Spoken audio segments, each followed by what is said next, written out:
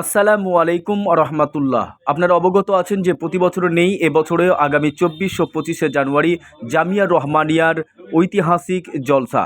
আর এই জলসা 39তম জলসা।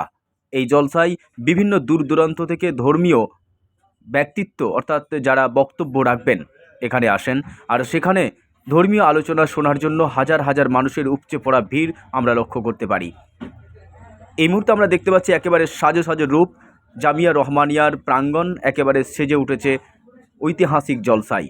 আমরা জানি শামসেরগঞ্জ ধুলিয়ান মুর্শিদাবাদের এক ঐতিহাসিক ধর্মীয় জলসা। আর এই জলসায় হাজার হাজার মানুষের উপচে পড়া ভিড় আমরা লক্ষ্য করতে পারি।